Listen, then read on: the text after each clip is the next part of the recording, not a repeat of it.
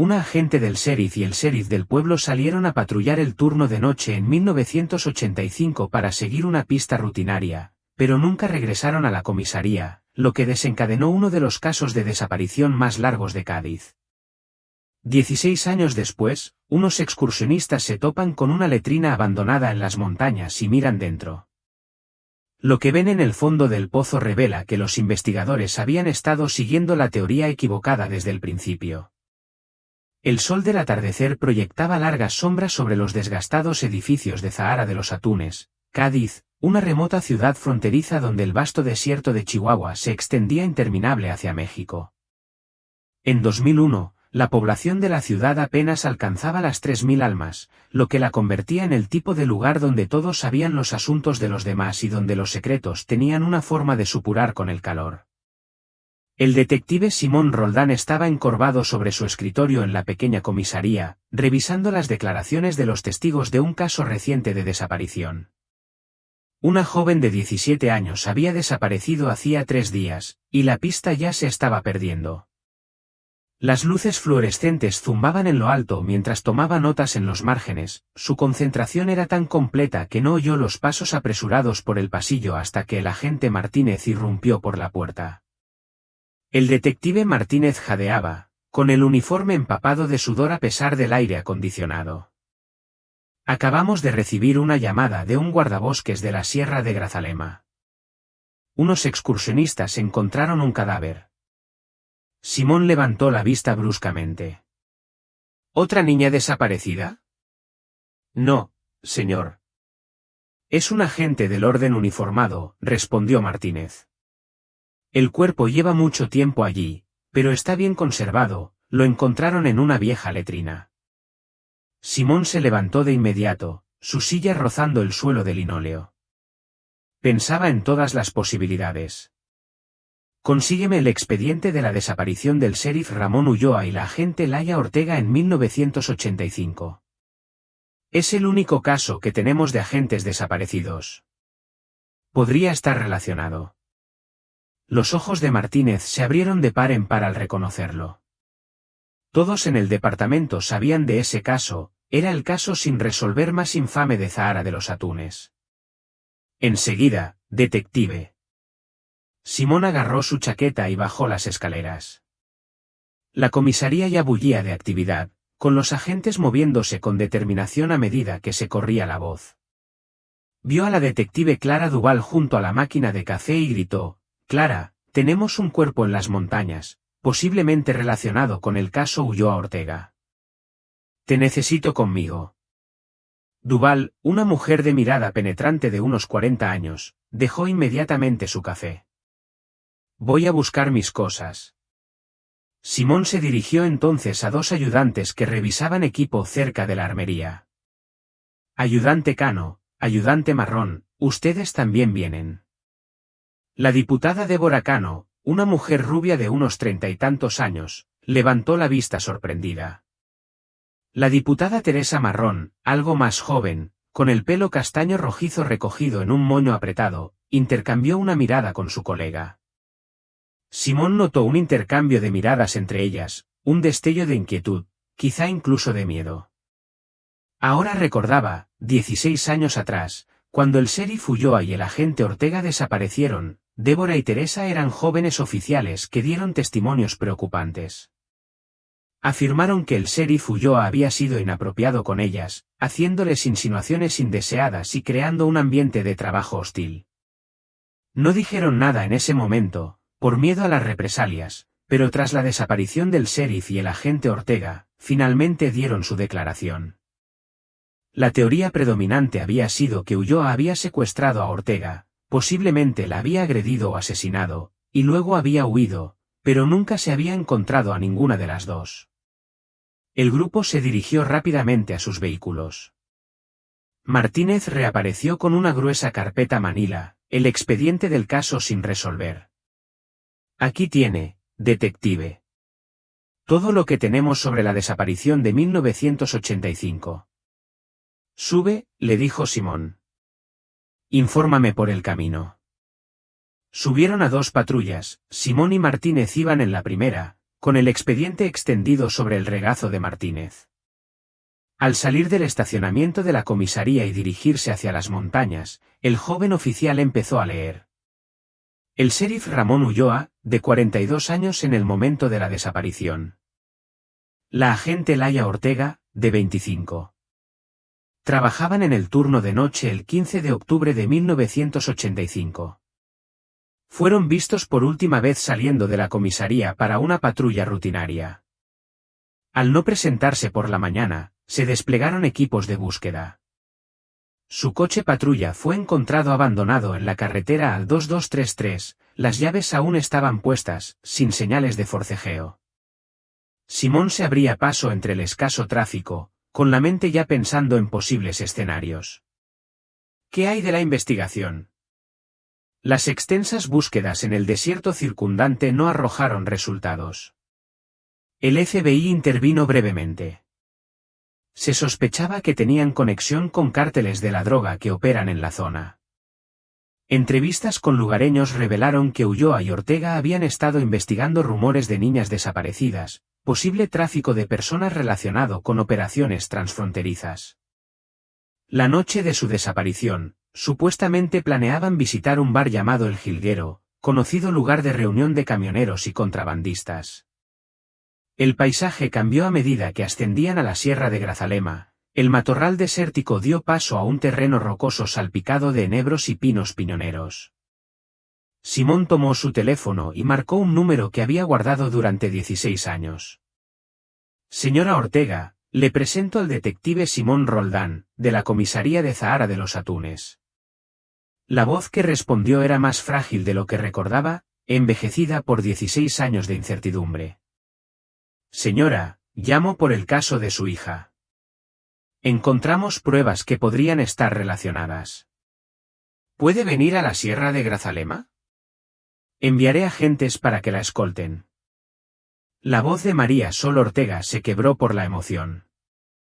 ¿Pruebas después de tanto tiempo? Es Laia.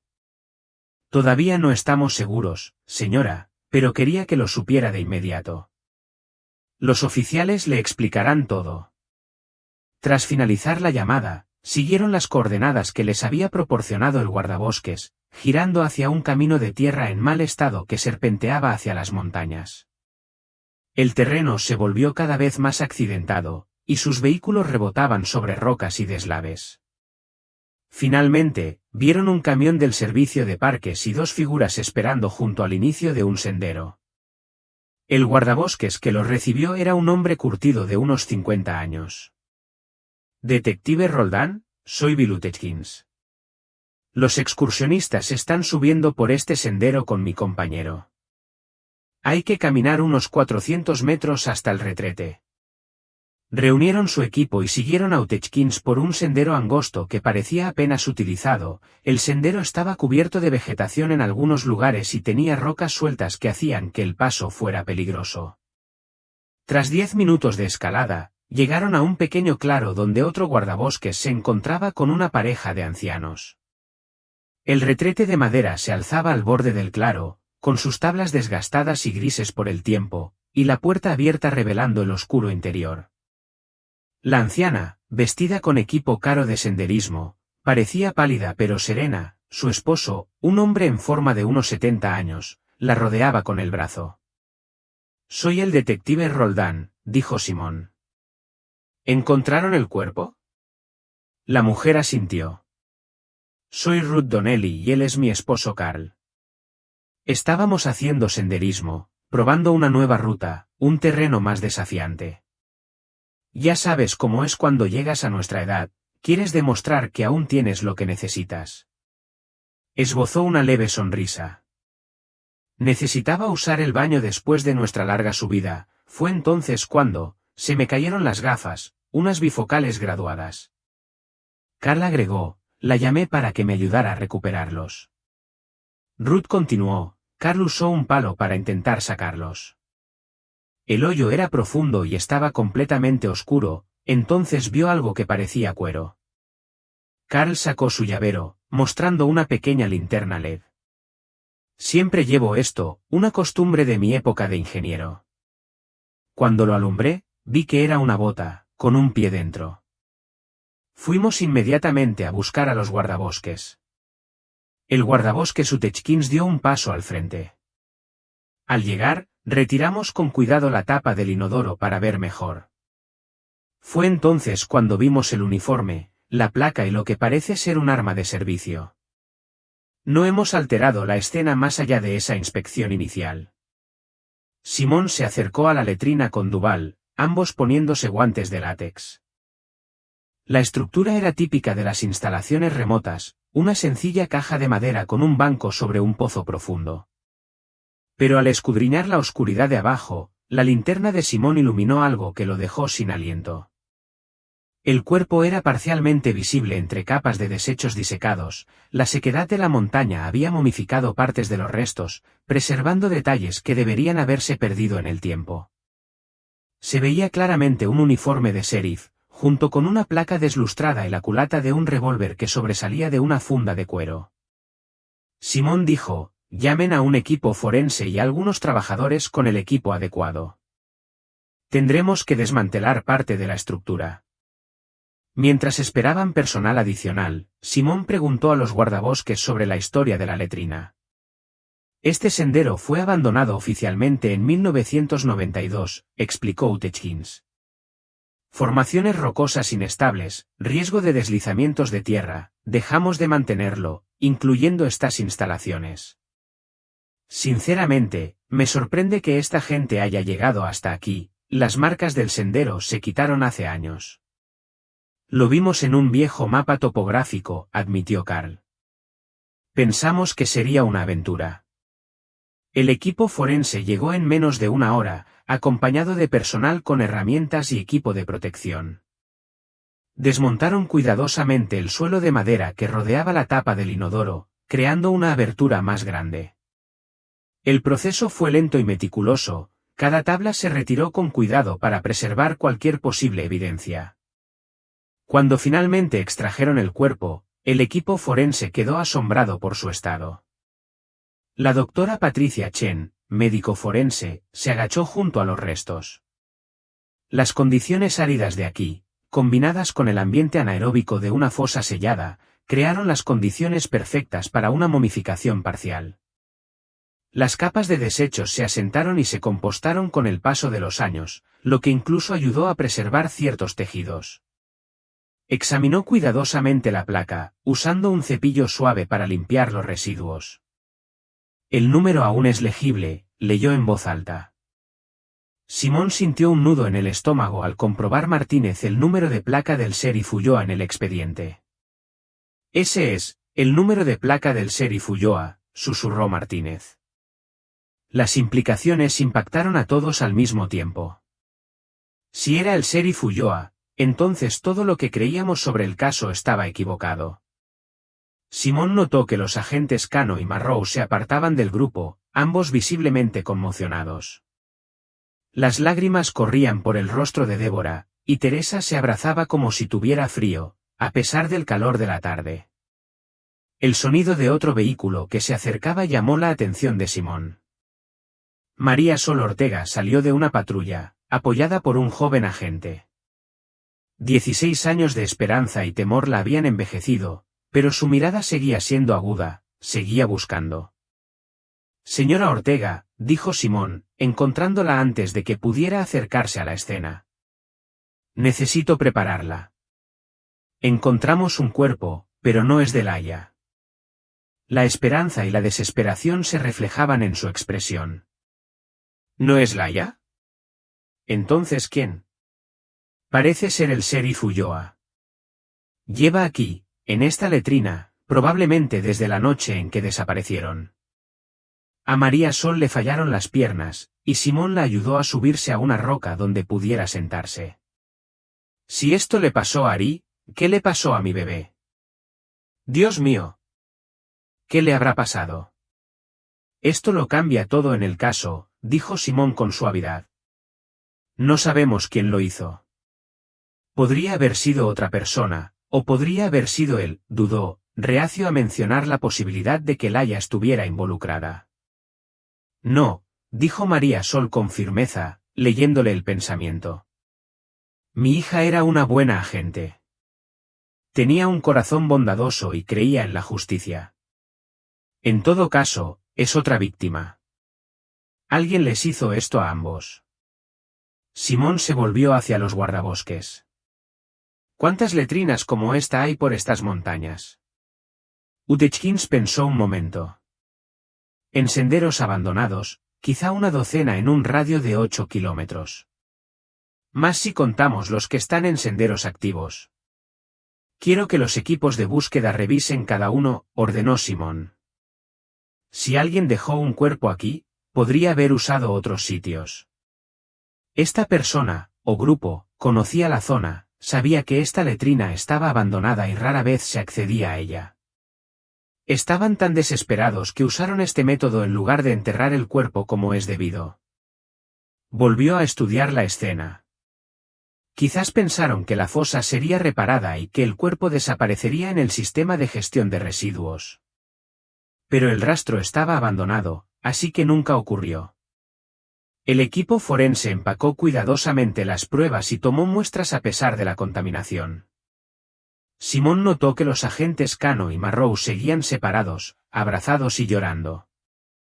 Disculpen, le dijo a María Sol, y luego se acercó a los dos agentes. ¿Se encuentran bien? Débora se secó los ojos.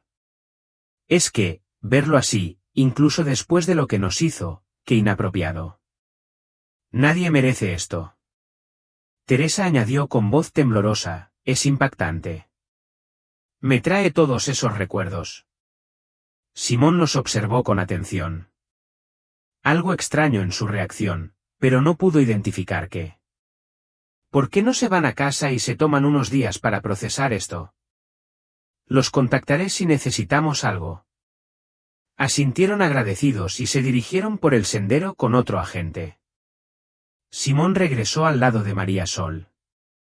Estamos registrando la zona a fondo, le aseguró. No dejaremos de buscar a Laia. María Sol se levantó lentamente, con una edad que no le correspondía. Después de lo que he visto hoy, creo que necesito prepararme. 16 años sin saber, quizás sea hora de dejarlo ir. Si a Laia le pasara algo parecido, no sé si quiero verla así. Quiero recordarla como era. Entiendo, dijo Simón. Permíteme llevarte a casa personalmente. El detective Duval se encargará de todo. Duval, que estaba cerca, asintió. Me encargo. Simón, tómate tu tiempo. Simón recogió el expediente y las bolsas de pruebas, dio instrucciones finales a los equipos de búsqueda y luego ayudó a María Sol a recorrer el peligroso camino. Detrás de ellos, la letrina abandonada se erguía como un lúgubre monumento a los secretos enterrados pero no olvidados, y las montañas guardaban silencio sobre qué otros horrores podrían ocultar. Tras dejar a María Sol Ortega en su modesta casa al sur de Zahara de los Atunes, el detective Simón Roldán regresó a la comisaría por calles vacías. El pueblo parecía aún más tranquilo de lo habitual, como si el descubrimiento en la sierra lo hubiera ensombrecido todo. El reloj del coche marcaba las 7:23 cuando entró en el aparcamiento de la comisaría. Dentro, el turno de noche había tomado el relevo, pero la energía del día persistía en forma de informes y notas manchadas de café esparcidas por los escritorios. Simón se sentó en su escritorio con el expediente del caso Ulloa Ortega, extendiendo 16 años de documentos acumulados sobre la superficie. Bajo las intensas luces fluorescentes, comenzó a revisarlo todo con una nueva perspectiva. El descubrimiento del cuerpo de Ulloa cambió por completo la historia. ¿Y si Laia Ortega no hubiera sido víctima? ¿Y si hubiera estado involucrada en la muerte del sheriff? Pero habría necesitado ayuda, ningún agente joven habría actuado solo, y menos contra un hombre del tamaño y la experiencia de Ulloa. Simón recorrió con el dedo la cronología que habían construido en 1985. El sheriff Ulloa y el agente Ortega llevaban semanas investigando rumores de niñas desaparecidas. 3 jóvenes del condado de Zahara de los Atunes desaparecieron durante el verano de 1985, Se creía que todas estaban relacionadas con operaciones de cárteles en la frontera. Las notas de la investigación mostraban una urgencia creciente en las semanas previas a la desaparición. Encontró las declaraciones de los testigos del jilguero la noche del 15 de octubre de 1985. Ulloa y Ortega habían llegado aproximadamente a las 9:30 de la noche. El cantinero, Miguel Velasco, les había servido bebidas y recordaba que preguntaron por los camioneros que frecuentaban el establecimiento. Nadie reportó haber visto ningún enfrentamiento ni comportamiento sospechoso. El último avistamiento confirmado fue a las 11:15 de la noche, cuando pagaron la cuenta y se marcharon. Simón se frotó los ojos cansados. En 1985, no había cámaras de seguridad para verificar movimientos, ni registros de celulares para rastrearlos. La investigación se había basado completamente en testimonios de testigos, y ahora se preguntaba cuán confiables serían. El motel de los alrededores había sido registrado, pero nadie reportó haber visto al sheriff y al agente registrarse en ningún lugar. No había señales de emboscada en la carretera donde se encontró su patrulla. Era como si simplemente se hubieran desvanecido en la noche del desierto. Un sonido de pasos lo hizo levantar la vista. La detective Clara Duval estaba en la puerta, con una postura fatigada. Los guardabosques terminaron de revisar las demás letrinas, informó, dejándose caer en una silla frente a su escritorio. Nada. Si hay otros cadáveres ahí fuera, no están en las instalaciones abandonadas. Simón se recostó, su silla crujió. 16 años. Clara Ulloa lleva 16 años en esa fosa, mientras nosotros lo buscábamos en los sitios equivocados. Se frotó los ojos. El equipo forense sigue procesando la escena. Estarán trabajando casi toda la noche. Dupont miró su reloj. Hablando de eso, son más de las 8. Deberías irte a casa a descansar. Podemos empezar con energías por la mañana. Me quedaré un rato más, dijo Simón, señalando los archivos. Siento que me estoy perdiendo algo. Dupont se puso de pie, estirándose. No te quedes hasta muy tarde. Este caso ha esperado 16 años, puede esperar una noche más. Después de que ella se fuera, Simón continuó leyendo, pero las palabras comenzaron a confundirse. Su estómago rugió, recordándole que se había saltado el almuerzo en la prisa por ir a las montañas. La estación se había quedado en silencio, solo quedaban el operador nocturno y un par de agentes de patrulla. Finalmente, admitió la derrota, cerró los archivos y los guardó bajo llave en el cajón de su escritorio. Bajó al laboratorio forense, donde los técnicos aún catalogaban las pruebas de la escena. Voy a cenar, les dijo. Llámenme si encuentran algo significativo. Afuera, la tarde de octubre había refrescado bastante. Simón se sentó en su coche un momento, considerando sus opciones. Podría ir a su lugar de siempre, Murphy's Diner, o... Su mirada se dirigió hacia el este del pueblo, donde el jilguero seguía funcionando después de tantos años. La curiosidad lo venció. Arrancó el motor y condujo por las calles tranquilas, pasando junto a tiendas cerradas y casas en penumbra, hasta llegar al bar. El estacionamiento estaba lleno, pero no abarrotado, camiones y camionetas. El letrero de neón parpadeaba esporádicamente, proyectando sombras rojas y azules sobre la grava. Dentro, el ambiente no había cambiado mucho desde su última visita años atrás, música country de una vieja rocola, olor a cerveza y frituras. Los camioneros ocupaban la mayoría de las mesas, con mapas y papeles esparcidos entre las botellas de cerveza. Simón se sentó en la barra, notando cómo las conversaciones se calmaban ligeramente con su entrada. Su uniforme de detective lo hacía visible, pero ignoró la atención. El camarero que se le acercó era joven, de 20 y tantos años, con el pelo engominado hacia atrás y mirada nerviosa. No era el Miguel Velasco de los expedientes. ¿Qué le puedo ofrecer, oficial? Detective, corrigió Simón. Un bourbon solo y una hamburguesa si la cocina sigue abierta. Claro. El camarero sirvió una copa. Simón preguntó con naturalidad, ¿cuánto tiempo lleva trabajando aquí? Unos 3 años. ¿Por qué? Indagó Simón. Me preguntaba por el anterior cantinero, Miguel Velasco. Los archivos dicen que estuvo aquí en los 80. La mano del joven se detuvo. ¿Miguel?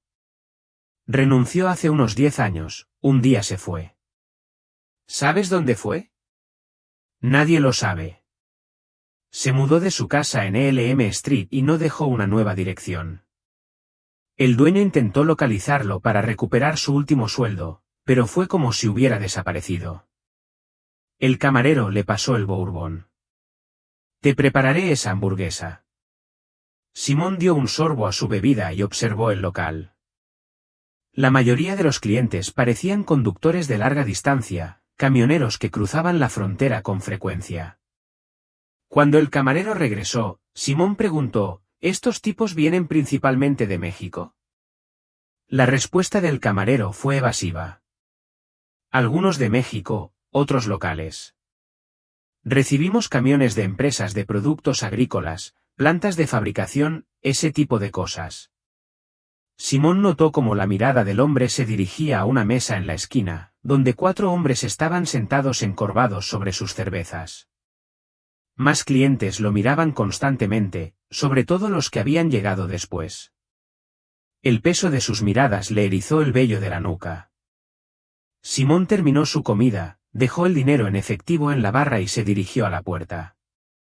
Al abrirla, miró hacia atrás y vio al camarero conversando en voz baja con los hombres de la mesa de la esquina, todos lo observaban mientras se marchaba. En su coche, Simón se sentó un momento a procesar lo que había observado. El Dusty Spur era más que un simple bar de camioneros, era un punto de encuentro para algo, y su presencia claramente había perturbado su delicado ecosistema.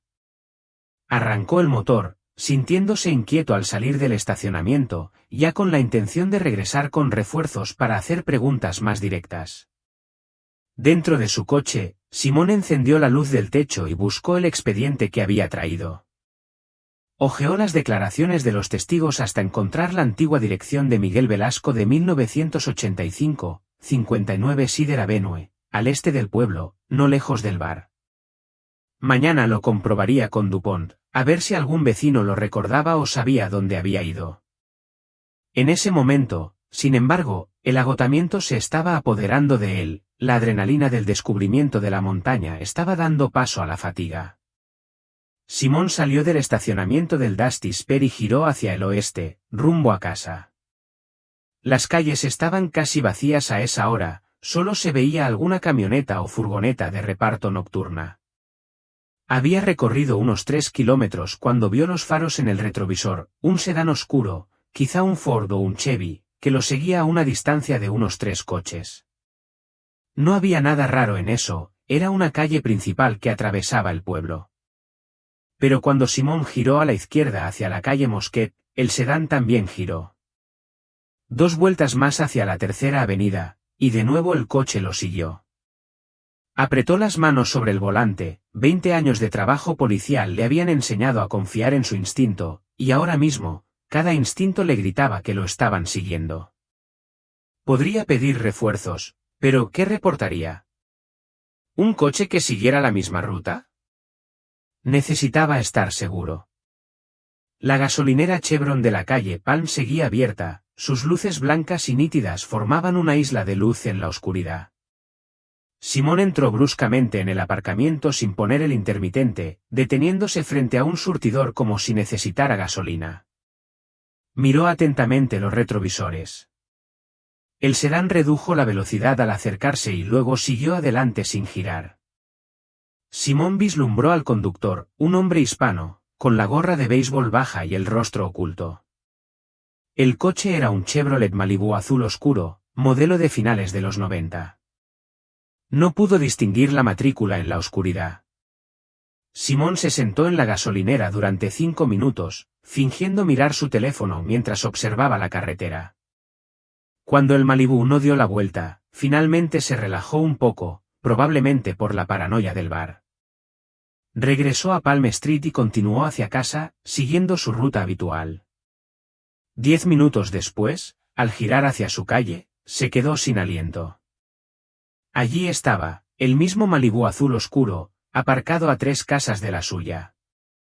Las luces estaban apagadas y el motor en silencio. Simón aminoró la marcha de su patrulla, observando la casa donde estaba el sedán, Cedar Avenue, 47.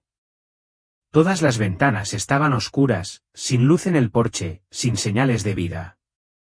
Bajó la ventanilla hasta la mitad, escuchando, grillos, un perro ladrando a lo lejos, el zumbido del aire acondicionado. Entonces, rompiendo el silencio, se oyó el agudo sonido de cristales rompiéndose, seguido de un grito ahogado. Parecía provenir del interior de la casa a oscuras.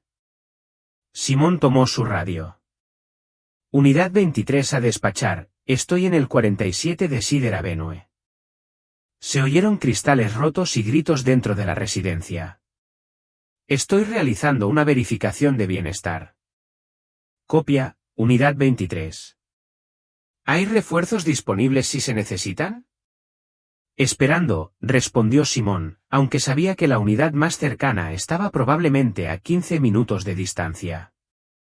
Se acercó a la puerta principal, con la mano apoyada en su arma reglamentaria, pero sin sacarla. El timbre no respondió, así que llamó con firmeza. «Policía. ¿Todo bien ahí dentro?»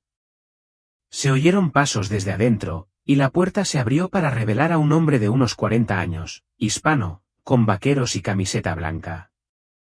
Simón no lo reconoció, pero no era raro, Zahara de los Atunes había crecido en los últimos años. «Buenas noches, oficial», dijo el hombre con voz tranquila pero ojos cansados. «Detective Simón», corrigió. Oí cristales rotos y a alguien gritando. «¿Le importa si le pregunto qué pasó?» El hombre relajó los hombros. «Ah, eso, le tiré el jarrón a mi esposa. El que le regaló su madre. Se molestó, ya sabes cómo son las mujeres con sus cosas». «¿Está tu esposa en casa?» «Me gustaría hablar con ella para asegurarme de que todo esté bien». «Está en el baño, limpiándose». Lloró un poco por el jarrón, significaba mucho para ella. El hombre no se había movido de la puerta, su cuerpo le impedía a Simón ver el interior. Simón intentó mirar más allá de él hacia la casa. El interior estaba oscuro, pero pudo distinguir siluetas en lo que parecía ser la sala de estar. Allí, en el sofá, había una silueta inmóvil, pero inconfundiblemente humana. «Señor, ¿quién más está en la casa con usted?», preguntó con el corazón palpitante. «Solo tú, mi esposa y yo». «Como dije, está en el baño». Pero la figura en el sofá no se había movido. El instinto de Simón le gritó de nuevo, pero estaba solo, sin refuerzos, y técnicamente no tenía causa probable para forzar la entrada. Un jarrón roto y una pelea conyugal no eran delitos. Presionó la radio, sin apartar la vista del hombre. «Despacho, Unidad 23. Residente reporta rotura accidental de un jarrón. La situación doméstica parece estar bajo control. Estoy despejando». «¿Recibido?» «Unidad 23, adelante». Simón se apartó de la puerta. «Muy bien, señor. Disculpe la molestia. Que tengan una buena noche». «Usted también, oficial», dijo el hombre, cerrando ya la puerta. Simón regresó a su patrulla con los nervios de punta. Se sentó al volante un momento, luego sacó su celular y llamó al número personal de Dupont. «¿Simón?», preguntó con voz adormilada. «¿Qué pasa?» «Perdón por despertarte, Clara. Tengo un problema». Explicó rápidamente su visita al bar, el seguimiento y el extraño encuentro en la casa. «Algo no anda bien. Esa figura en el sofá, si la esposa estaba en el baño, ¿quién era?» Dupont ya estaba completamente despierto. ¿Crees que esto está relacionado con el caso Ulloa? Es pura casualidad. Te presentas en el bar donde vieron a Ulloa por última vez, y de repente te siguen. ¿Y esta casa? Hizo una pausa, recordando algo. Espera, la dirección es Cedar Avenue, 47. El antiguo camarero vivía en Cedar Avenue, 59, en la misma calle. Podría ser coincidencia, pero en este pueblo, ambos sabemos más. Simón arrancó el motor. ¿Nos vemos? Quiero patrullar esta zona esta noche, vigilar todo. Dame 15 minutos. ¿Dónde? Chevron en la calle Palm. Te espero ahí. Estoy en camino. Simón condujo la corta distancia hasta la gasolinera, aparcando desde donde podía ver la carretera. El Malibú azul ya no estaba en Cedar Avenue cuando se fue, pero presentía que volvería a aparecer. Fuera lo que fuese con lo que se había topado en Dusty Spur, alguien claramente no quería que lo buscara más. 12 minutos después, llegó el vehículo de Dupont. Vestía vaqueros y chaqueta, con su arma reglamentaria visible en una funda de hombro. Subió a su patrulla, trayendo consigo el aroma a café. Tú también, dijo, entregándole una taza térmica. Pensé que necesitaríamos cafeína si vamos a hacer un turno de noche improvisado. Simón lo aceptó agradecido. Gracias. Algo está pasando, Clara. Lo presiento. Entonces, averigüemos qué, dijo, comprobando su arma. ¿Por dónde empezamos? Avenida Cedar, dijo Simón, poniendo el coche en marcha. Quiero echarle otro vistazo a esa casa. Desde la gasolinera Chevron, regresaron por las tranquilas calles hacia la avenida Cedar. El reloj del tablero marcaba las 10:47, y la mayoría de los habitantes de Zahara de los Atunes ya se habían instalado para pasar la noche. Al acercarse a la casa donde Simón había realizado el control de bienestar, este redujo la velocidad de la patrulla. «Qué raro», murmuró. El Malibú azul oscuro que había estado aparcado afuera había desaparecido. La casa del número 47 de Cedar permanecía completamente oscura y silenciosa, como abandonada. Simón aparcó al otro lado de la calle, observando la hilera de casas. Algo le inquietaba al mirar los números de las direcciones. Clara, dijo. La dirección del viejo cantinero era Cedar Avenue, 59, ¿verdad? Pero mira las casas. Ambos escanearon los números de las calles, 45. 47. 49. 51, luego un espacio donde deberían estar del 53 al 57, saltando directamente al 61. No existe el 59, observó Dupont. Eso no está bien. Vamos a verlo más de cerca. Salieron del vehículo, linternas en mano. El aire nocturno era fresco y quieto, con un ligero olor a creosota del desierto. Simón se acercó a la casa que debería estar en el rango 59. Por su ubicación, era la misma casa oscura donde había hecho el chequeo de bienestar. Mira esto, dijo Simón, iluminando el número de la casa con la linterna. El 47 parecía más nuevo que la pintura circundante, y al mirar más de cerca, pudo ver tenues contornos donde antes había otros números. Parece que este número ha cambiado recientemente. Dupont contactó por radio a la estación. Necesitamos una verificación de los registros de propiedad en Cedar Avenue, específicamente en lo que debería ser el 59 de Cedar. El número actual es el 47, pero parece haber sido alterado. Mientras esperaban la respuesta del servicio, comenzaron a revisar el perímetro de la casa. No se veía ninguna luz por las ventanas. No se oía ningún ruido en el interior. La ausencia del Malibú sugería que quienquiera que hubiera estado allí se había marchado apresuradamente. Simón, gritó Dupont desde el patio lateral. Por aquí. Estaba agachada cerca de la terraza, examinando algo junto a una maceta de cerámica vacía. Simón se acercó a ella, y ella señaló con su linterna. Un pequeño alfiler decorativo yacía en la tierra, una mariposa plateada con pequeños cristales de imitación. Ambos se pusieron guantes de látex. Dupont recogió el alfiler y lo giró a la luz. He visto a la diputada Débora usar esto, dijo. Tiene una colección entera de estos broches de mariposa, usa uno diferente cada día. ¿Estás seguro? Preguntó Simón, aunque ya sentía una fría certeza instalándose en su estómago. Positivo. Me los enseñó una vez, dijo que su abuela empezó la colección por ella. El rostro de Dupont era sombrío. ¿Qué estaría haciendo Débora aquí? Simón selló el pin en una bolsa de pruebas. No saquemos conclusiones precipitadas, intentemos llamarla. Dupont sacó su teléfono y marcó. Tras un momento, negó con la cabeza. Directo al buzón de voz. Prueba Teresa. Mismo resultado, buzón de voz. El mensaje crepitó en sus radios. Unidad 23. Los registros indican que el número 59 de Sider Avenue se registró por última vez a nombre de Miguel Velasco en 1985. Los registros de propiedad posteriores a 1991 son confusos, posiblemente debido a un error de archivo. El residente actual en la dirección que ahora figura como 47 aparece como Juan Delgado, se mudó hace 3 meses.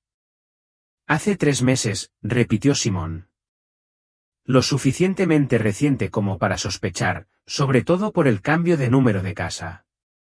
Clara, tenemos que ver cómo están Teresa y Débora. Simón decidió que Teresa vivía más cerca, a unas 6 cuadras de la calle Sage. Se apresuraron a regresar a la patrulla. El viaje solo tomó unos minutos, pero la inquietud de Simón aumentaba con cada cuadra que pasaba. Al doblar hacia la calle Sage, pudo ver la pequeña casa de adobe de Teresa Morro a mitad de camino. La luz del porche estaba encendida, pero algo andaba mal con la puerta principal. La puerta está entreabierta, señaló Dupont. Estacionaron y se acercaron con cuidado, con las manos en las armas. La puerta principal estaba, en efecto, abierta unos 15 centímetros, balanceándose ligeramente con la brisa nocturna. Simón podía ver la oscuridad más allá. ¿Agente Morro? Llamó. Soy el detective Roldán. ¿Todo bien? No hubo respuesta. Intercambiaron miradas, y entonces Simón abrió la puerta con su linterna. El haz de luz iluminó de inmediato unas manchas oscuras en el suelo de baldosas de la entrada, sangre. Despacho. Tenemos una posible escena del crimen en el 312 de la calle Sage, dijo Simón por radio. Hay rastros de sangre visibles, solicitamos refuerzos y análisis forense. Copiado, unidades en camino. Entraron con cuidado, con las armas desenvainadas. Ahora, el rastro de sangre se extendía desde la entrada por el pasillo, gotas y manchas indicaban que alguien había sido arrastrado. La casa estaba en silencio, salvo por el tic-tac de un reloj en la oscuridad. Siguiendo el rastro, limpiaron cada habitación metódicamente. La sala estaba vacía, pero una lámpara estaba volcada. Platos de cocina en el fregadero, sin señales de forcejeo. El rastro de sangre conducía al dormitorio principal. En esta habitación ha habido violencia, observó Dupont, notando los muebles desordenados. No fue algo silencioso. Simón enfundó su arma e intentó llamar de nuevo a los 2 agentes. Solo salía el buzón de voz. Llegaron refuerzos y aseguraron la escena mientras los forenses procesaban la sangre. Esto está relacionado con esta mañana, dijo Simón, paseando por la sala mientras los técnicos de la escena del crimen trabajaban. Encontramos el cuerpo de Ulloa, y esa misma noche, los 2 agentes que testificaron en su contra hace 16 años desaparecieron. Dupont dijo de repente, dijiste que estaba hablando con camioneros cuando te fuiste. La mente de Simón daba vueltas. Estaba, susurrando con un grupo en una mesa de la esquina, señalándome a mí y a esos camioneros. Él agarró su radio. Despacho, detective Roldán. Necesito una orden de búsqueda y captura inmediata y el cierre de carreteras en todas las salidas del pueblo. Ningún camión, repito, ningún camión, comercial o de otro tipo, debe salir de Zahara de los Atunes hasta nuevo aviso. Es mucho pedir, detective, respondió el despacho. Tenemos 2 oficiales desaparecidos y una posible conexión con el tráfico organizado. Hazlo realidad. Simón intervino. Establezcan puestos de control en las 670 y en todos los caminos rurales que salen. Nada se mueve sin inspección, ¿entendido? Implementando ahora. Simón se volvió hacia Dupont.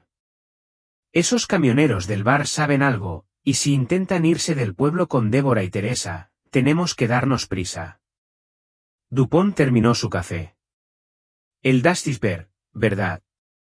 El espolón polvoriento, confirmó Simón. Dejaron la escena del crimen en manos de otros agentes y regresaron a toda prisa a su patrulla. El tiempo se agotaba, y en algún momento de la noche, 2 de los suyos corrían peligro. La conexión entre el descubrimiento de la mañana y los sucesos de la noche se hacía cada vez más clara, pero Simón temía que ya fuera demasiado tarde. Detective Roldán, podemos hacer esto aquí delante de todos, o podemos hablar en privado. La mirada del camarero recorrió la sala, quizá buscando apoyo o vías de escape. Al no encontrar ninguna, dejó caer los hombros. Hay una oficina al fondo. Los siguió por un pasillo estrecho, pasando los baños, hasta una oficina pequeña que olía a cigarrillos rancios y cerveza derramada.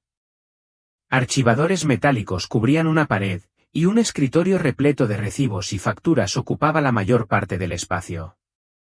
Simón cerró la puerta mientras Dupont se colocaba desde donde podía observar tanto al camarero como la entrada.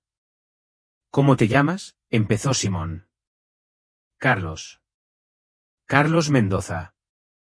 Muy bien, Carlos, aquí estamos. Simón se apoyó en el escritorio, con tono familiar pero firme.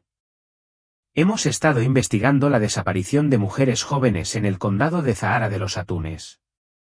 Estos casos parecen estar relacionados con operaciones de tráfico, posiblemente relacionadas con drogas. Ahora bien, en un pueblo tan grande, si los camioneros están transportando algo ilegal por la frontera, alguien en su bar favorito lo sabría. Carlos negó con la cabeza. Solo sirvo bebidas, hombre. No hago preguntas. Ves, ahí es donde te equivocas, dijo Dupont. No hacer preguntas cuando sabes que se están cometiendo delitos te convierte en cómplice. Pero ayudarnos ahora mismo te convierte en testigo. Es una gran diferencia en la perspectiva del fiscal del distrito. Simón observó a Carlos debatir sus opciones. El sudor perlaba la frente del joven a pesar del frío de la noche.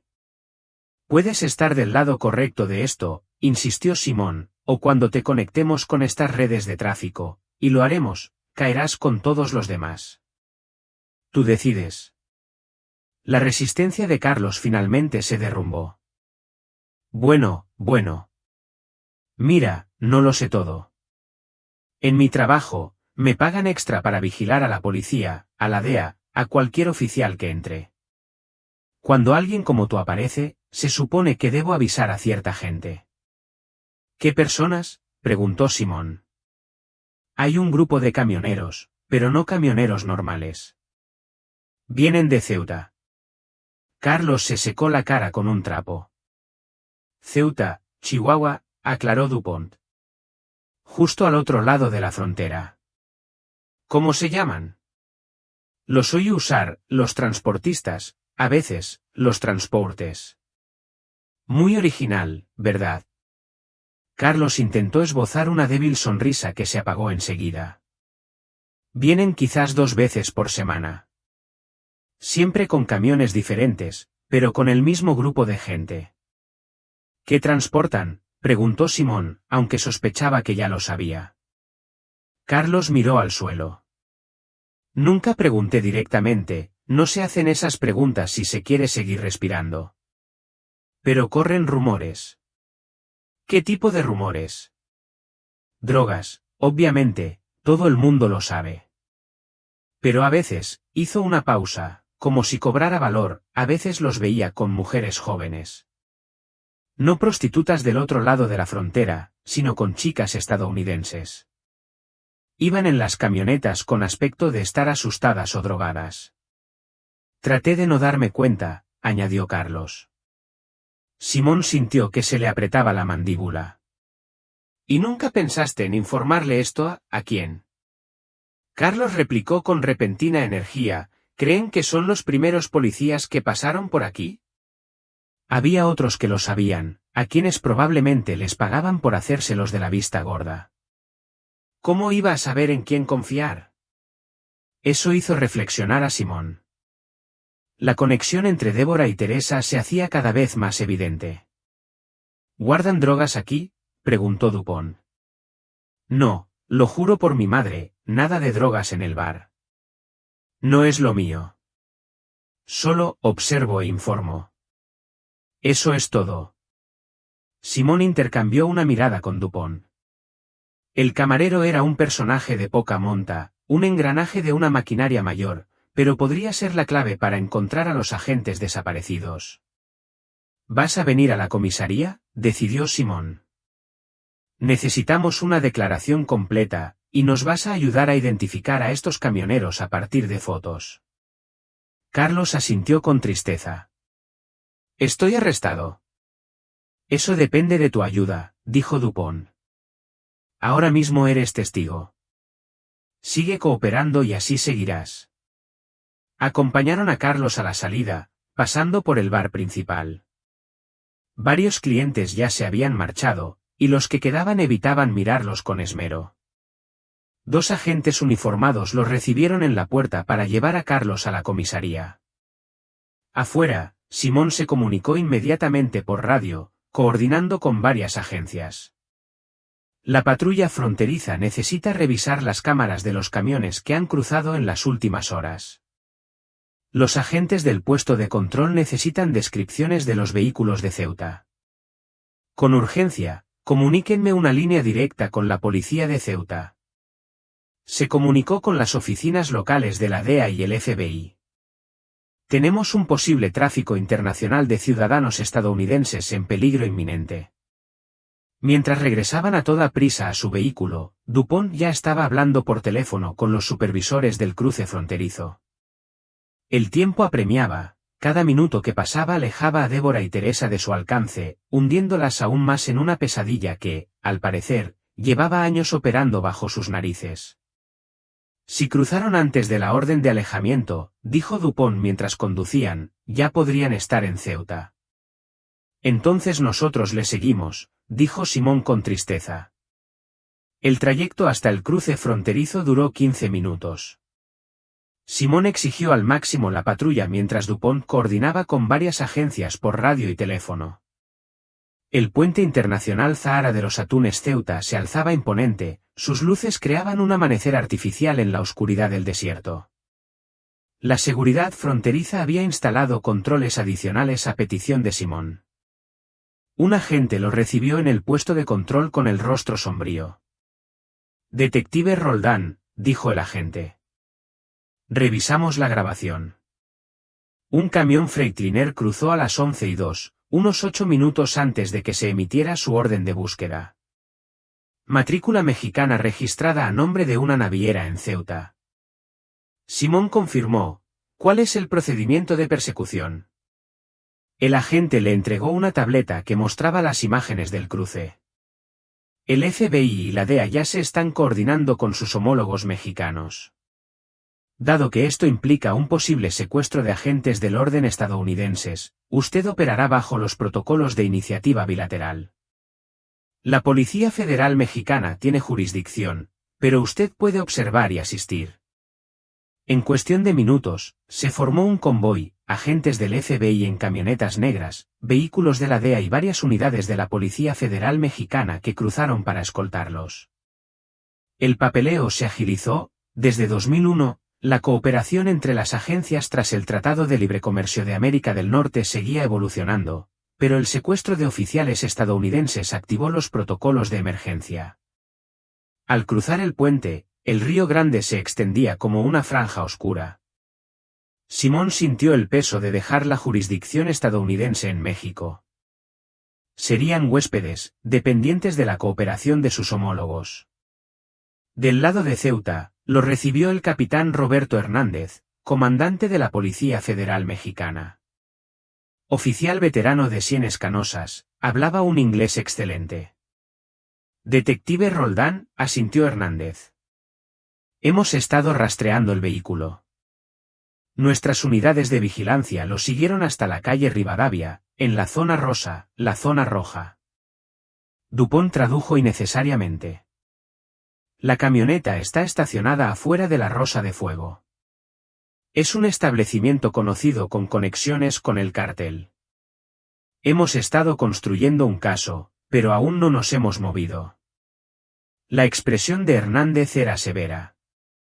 Sus oficiales desaparecidos nos han acelerado el proceso. El convoy avanzaba por las calles de Ceuta, una mezcla de carreteras asfaltadas y caminos de tierra. La ciudad era más pequeña que Zahara de los Atunes, pero estaba más poblada, con edificios muy juntos y estrechos callejones entre ellos. Al entrar a la zona rosa, los letreros de neón anunciaban varios establecimientos, la música se escuchaba a raudales en los portales y mujeres con ropa provocativa llamaban a los hombres que pasaban.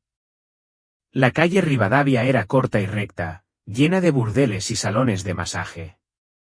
El Freightliner estaba estacionado frente a un edificio de 2 plantas pintado de un rosa chillón, con un letrero de neón con una rosa parpadeando sobre la entrada. Había varios vehículos más estacionados cerca, lo que indicaba que el lugar estaba lleno a pesar de la hora. El capitán Hernández coordinó la redada con precisión militar. Entramos rápido, aseguramos todas las salidas. La DEA se encarga de cualquier droga encontrada. Mis hombres procesan a los mexicanos. El FBI asiste con los estadounidenses. Detective Roldán, usted y su compañero se concentran en encontrar a sus oficiales. Entraron simultáneamente por las entradas delantera y trasera. Se oyeron gritos de Policía Federal al irrumpir por las puertas. El interior era un laberinto de pasillos estrechos, habitaciones pequeñas y un bar central. Se desató el caos, hombres buscando la salida, mujeres gritando, el estruendo de muebles volcados. Simón y Dupont recorrieron metódicamente el edificio, revisando cada habitación. Encontraron a jóvenes aterrorizadas, algunas claramente drogadas, otras simplemente resignadas a su destino. Agentes de la DEA ya estaban asegurando paquetes de lo que parecía ser heroína en una oficina trasera. La Policía Federal Mexicana tenía a varios hombres boca abajo en el suelo, incluyendo a algunos que Simón reconoció del polvoriento acceso. Simón, llamó Dupont desde el segundo piso. Ya los tengo. Subió corriendo las estrechas escaleras y encontró a Dupont en una pequeña habitación donde las agentes Deborah Cano y Teresa Marrow estaban sentadas sobre un colchón manchado. Todavía llevaban sus uniformes, arrugados y sucios, ambas mujeres parecían conmocionadas y con lágrimas corriendo por sus rostros. Gracias a Dios, susurró Teresa. Creíamos que nadie nos encontraría. Sáquenlos de aquí, le dijo Simón a Dupont. Seguiré buscando a otros estadounidenses. Continuó por el pasillo, revisando cada habitación. La mayoría estaban vacías, sus ocupantes habían huido o se habían quedado en la planta baja. En la última habitación al final del pasillo, la encontró. La mujer estaba sentada al borde de la cama, vestida con una bata de seda barata. Tenía poco más de 40 años, su rostro, antes juvenil, estaba surcado por años de dura vida, pero incluso después de 16, Simón reconoció a la agente Laya Ortega. Un hombre intentaba salir por la ventana, abandonando a su cliente a la primera señal de la policía. Laya permanecía inmóvil, mirando a Simón con una mezcla de asombro y algo más, vergüenza, resignación. Ma'am Simón began carefully in English, then switched to Spanish. Señora, soy detective Simón Roldán, departamento de policía. Hablo inglés, dijo Laia con voz monótona. ¿Qué hace la policía estadounidense aquí? Simón entró en la habitación, con movimientos lentos y discretos. Soy el detective Roldán. He estado trabajando en su caso de personas desaparecidas. Usted es la agente Laia Ortega, ¿verdad? Algo brilló en sus ojos, sorpresa que alguien todavía recordara su nombre. Quizás sea demasiado tarde, 16 años demasiado tarde, dijo. Nunca es tarde, dijo Simón con dulzura. Llamó por radio a Dupont para que siguiera asegurando a Débora y Teresa, y luego cerró la puerta para darle privacidad a Laia. Sé que no imaginaste que te encontrarían así, continuó, pero eras un oficial respetado y aún mereces dignidad y respeto. Laia rió con amargura, señalando la habitación sucia. ¿Dignidad? Mira en lo que me he convertido. Mira este lugar. Soy justo el tipo de persona que solíamos arrestar. Eres una víctima, corrigió Simón con firmeza. Lo que te pasó no fue tu elección. Y esta mañana encontramos al sheriff Ulloa. Sabemos que no te fuiste. Al oír el nombre de Ulloa, la compostura de Laia se quebró. Rey, lo encontraste en una letrina en las montañas Chint. Ha estado ahí todo el tiempo. Simón la observó mientras procesaba esta información. Tu madre nunca dejó de buscarte. Nunca perdió la esperanza. Eso la destrozó por completo. Laia se tapó la cara con las manos, sollozando. Mamá. Ay, Dios, pensaba en ella todos los días. ¿Pero cómo puedo enfrentarla así? ¿Cómo puedo volver a casa después de lo que he sido, de lo que he hecho? Simón se sentó cuidadosamente en una silla de madera frente a ella, manteniendo la distancia profesional y mostrando compasión. Sobreviviste. Eso es lo que importa, y tu madre quiere que vuelvas a casa, pase lo que pase. La puerta se abrió y Dupont se asomó. Débora y Teresa están aseguradas. El equipo médico las está revisando. También están procesando a otras mujeres estadounidenses. Simón asintió y luego se volvió hacia Laia. Deberíamos sacarte de aquí, que te examine el personal médico. Luego podemos organizar una visita a tu madre. Zahara de los Atunes está a solo 30 minutos. Podría llegar en una hora. Laia se secó los ojos, con aire perdido. Seguro que está durmiendo, es muy tarde. No creo que haya dormido bien en 16 años. Simón dijo suavemente, ¿quieres que la llame? Laia lo miró fijamente un buen rato y luego asintió lentamente. Sí, por favor. Necesito a mi madre. La ayudaron a reunir sus pocas pertenencias, principalmente ropa usada. Abajo, la escena era un caos controlado, autoridades mexicanas procesando a trabajadores y clientes de burdeles, agentes de la DEA catalogando drogas, el FBI entrevistando a posibles víctimas de trata. Durante todo el proceso, Simón mantuvo a Laia cerca, protegiéndola de las escaleras y preservando su dignidad. Afuera, los equipos médicos habían instalado una zona de triaje. Primero revisaron a Laia y confirmaron que se encontraba estable a pesar de años de abuso. Débora y Teresa también fueron autorizadas para el traslado, aunque las tres mujeres necesitarían exámenes médicos completos posteriormente. Simón se apartó para llamar a María Sol Ortega, sabiendo que estaba a punto de darle una noticia que cambiaría su vida. Tras él, en la noche iluminada por neón del distrito más oscuro de Ceuta, tres mujeres que se habían perdido en diferentes tipos de oscuridad fueron finalmente encontradas. La investigación estaba lejos de terminar, pero al menos por ahora, estaban a salvo. La comisaría de la Policía Federal de Ceuta era un modesto edificio de hormigón que olía a café fuerte y desinfectante. Dado el carácter internacional de la operación, el capitán Hernández había dispuesto que los interrogatorios iniciales se realizaran aquí antes de que los ciudadanos estadounidenses fueran trasladados de vuelta a Zahara de los Atunes. Simón condujo a Laia a una pequeña sala de entrevistas mientras Dupont llevaba a Débora y Teresa a otra. La sala solo tenía una mesa de metal y 3 sillas. Laia se sentó frente a Simón, con las manos en torno a una taza de café que alguien le había traído. Se había puesto una camisa y unos pantalones limpios proporcionados por la Cruz Roja Mexicana, pero aún se veía frágil, como si fuera a estallar en cualquier momento. Quiero empezar diciendo que no está detenido, empezó Simón, dejando una grabadora sobre la mesa. Eres una víctima, pero necesito entender lo que pasó hace 16 años y todo lo que ha pasado desde entonces. ¿Puedes hacer eso? Laia asintió, su voz apenas era un susurro. ¿Por dónde quieres que empiece? El comienzo, 15 de octubre de 1985. Su relación con el sheriff Ulloa, la investigación que estaba llevando a cabo. Laia respiró temblorosamente. Ramón y yo estábamos investigando rumores sobre chicas desaparecidas. 3 jóvenes del condado de Zahara de los Atunes habían desaparecido ese verano, todas sospechosas de estar relacionadas con operaciones de trata. Llevábamos semanas siguiendo pistas, acercándonos a algo grave. ¿Cuál era tu relación con Ulloa?, preguntó Simón. Profesional. Fue mi oficial de entrenamiento cuando me uní a la fuerza. A pesar de lo que Débora y Teresa dijeron después, Ramón era un buen hombre, duro, quizá un poco anticuado, pero nunca se pasó de la raya conmigo ni con nadie que conociera.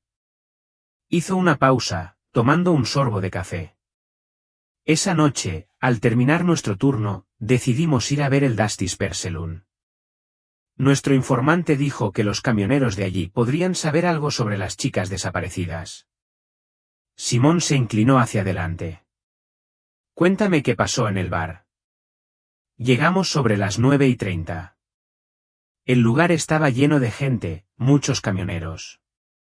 Ramón y yo nos separamos para hacer preguntas, intentando parecer informales.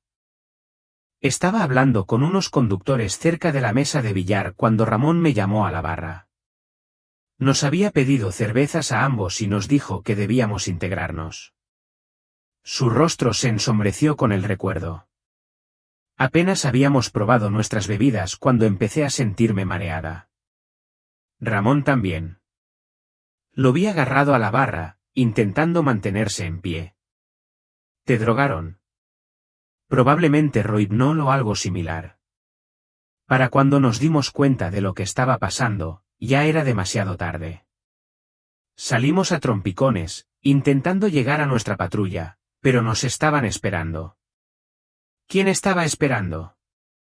4 hombres. Reconocí a uno, Raúl Espinoza, conocido como el Lobo. Dirigía las operaciones de tráfico entre Zahara de los Atunes y Ceuta. Los demás eran sus matones. Las manos de Laia temblaban alrededor de su taza de café. Ramón intentó luchar, incluso drogado, logró sacar su arma. Pero las drogas lo superaban en número y le faltaba coordinación. Lo golpearon con palancas. Como seguía luchando, el Lobo le disparó 2 veces en el pecho. Simón tomó notas con expresión neutral a pesar del horror de lo que oía. ¿Qué pasó después? Entraron en pánico. Alguien dentro del bar oyó los disparos y dio la voz de alarma. Apenas estaba consciente, pero los oí discutir sobre qué hacer. Me metieron en una camioneta y vi cómo subían el cuerpo de Ramón a un camión.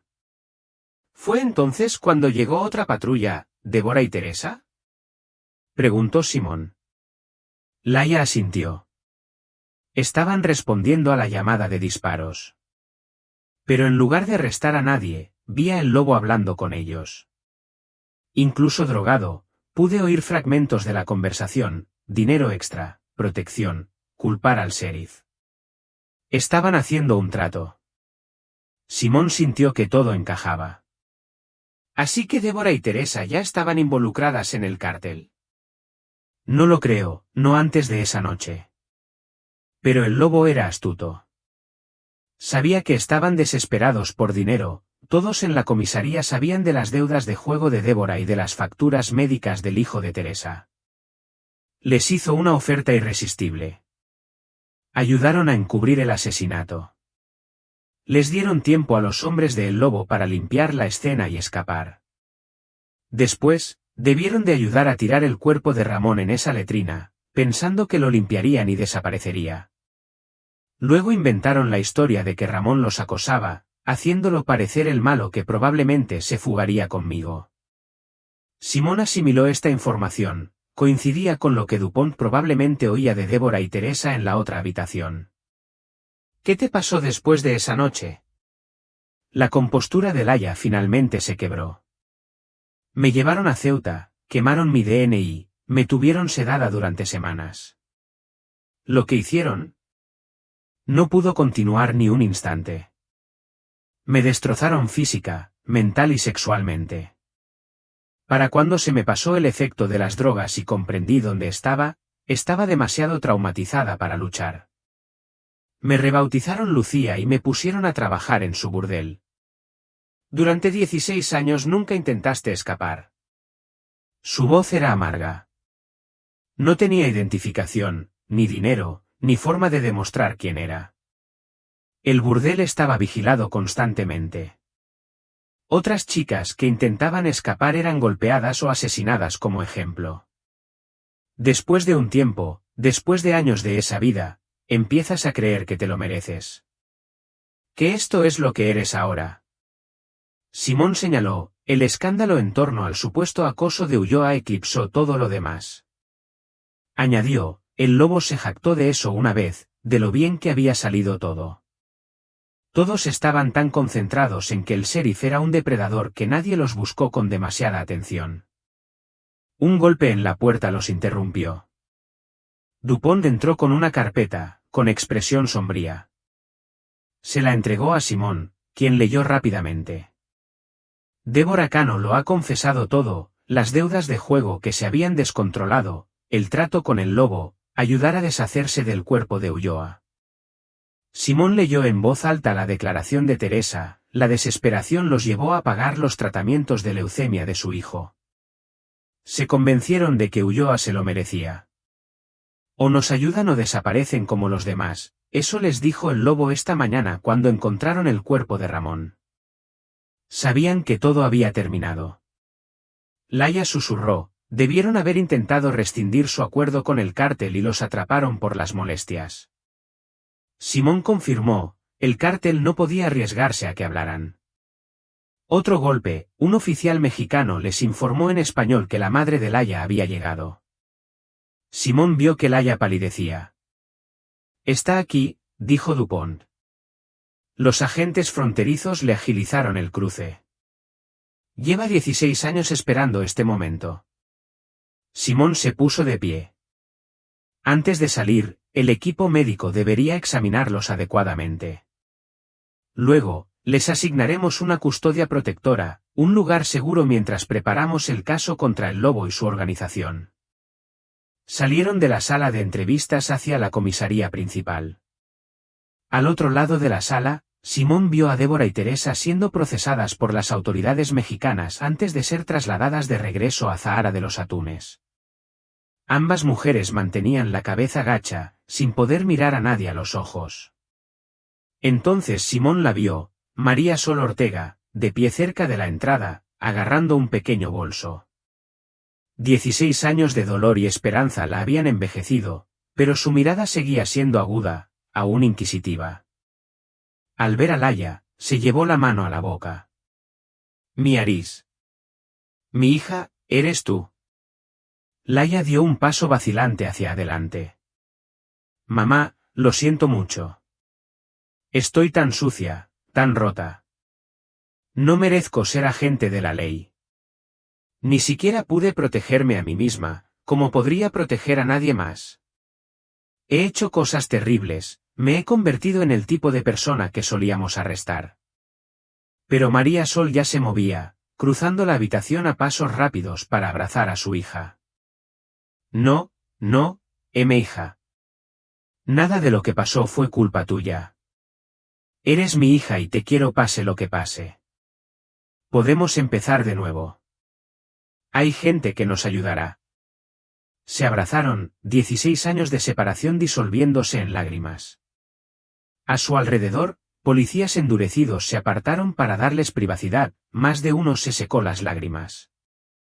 Simón se acercó a ellas con delicadeza. Señora Ortega, esta noche rescatamos a decenas de mujeres de ese burdel. La DEA y las autoridades mexicanas están allanando almacenes del cártel en este preciso instante. La supervivencia de su hija nos ayudará a desmantelar toda una red de tráfico. Lo que importa es la supervivencia de tu hija. Necesitamos llevar a Laia a un hospital para una evaluación médica completa. Puedes viajar con ella, por supuesto, tendremos seguridad contigo en todo momento. Luego, las trasladaremos a una casa segura hasta que terminen las pruebas. Ambas mujeres asintieron, todavía abrazadas mientras caminaban hacia los vehículos policiales que las esperaban. Laia se volvió hacia Simón. Detective, gracias por no rendirse, por seguir viéndome como persona, no solo en lo que me convertí. Siempre fuiste la diputada Laia Ortega, dijo Simón con firmeza. Una buena agente que fue traicionada por quienes debían protegerla. Nada de lo ocurrido cambia eso. Al salir a la oscuridad del amanecer, la ciudad de Ceuta aún dormía, ajena al fin de una pesadilla de 16 años. El coche patrulla arrancó de la comisaría, llevando a una madre y a su hija hacia su recuperación, mientras tras ellas la maquinaria de la justicia comenzaba a funcionar. Al final, reflexionó Simón, la verdad había quedado enterrada en los lugares más oscuros, en una letrina abandonada, en un burdel fronterizo, en los corazones corrompidos de quienes juraron proteger y servir. Pero la verdad, como la esperanza, sobrevivía incluso en la oscuridad más profunda, y a veces, contra todo pronóstico, lo perdido aún podía encontrarse.